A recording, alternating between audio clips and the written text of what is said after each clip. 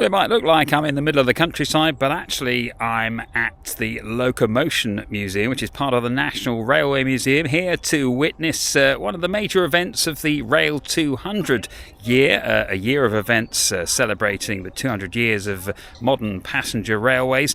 And I can tell you, I'm not the only one. Look at all these parked cars. Pal, you need to be very vocal. He needs to go there. Even with the overflow car park full, they still managed to squeeze even more vehicles in.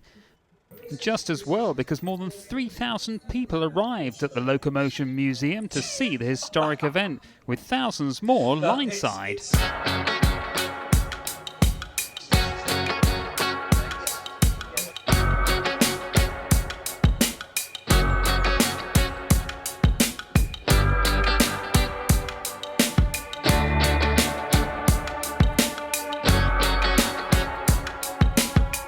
Even the Railway 200 inspiration train was here. Inside Locomotion, a cavalcade of history charting much of the 200 years being celebrated. One of my favourites has to be the prototype gas turbine advanced passenger train. Such a shame it never succeeded, although tilting trains did make it to the UK thanks to Virgin Trains and the Italian Pendolino.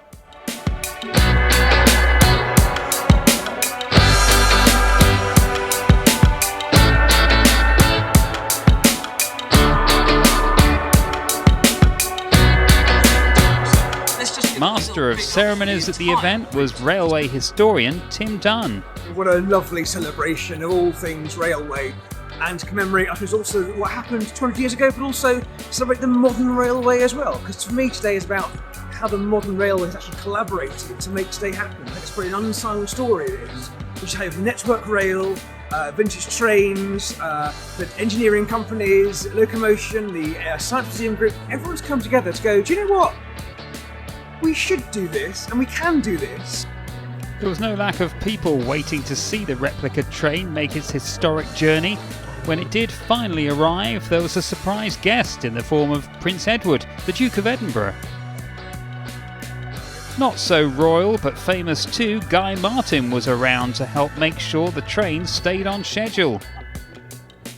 All in all, a great day, and definitely something to celebrate. You can take many dates as the first date of 200 years. It could be Trevithick's 1804, it could be Swansea and Mumbles in 1808, it could be even Liverpool and Manchester, and hopefully we'll celebrate as well, I know we're going to celebrate Rocket 200 as well in a few years' time. But it's so important to mark a line in the sand, to take a date like this and celebrate what we can do, because this is about problem solving, engineering, inspiring young people to come and solve problems and be part of this massive network and remind people just how great the railway has been, is still, and will be again in the future.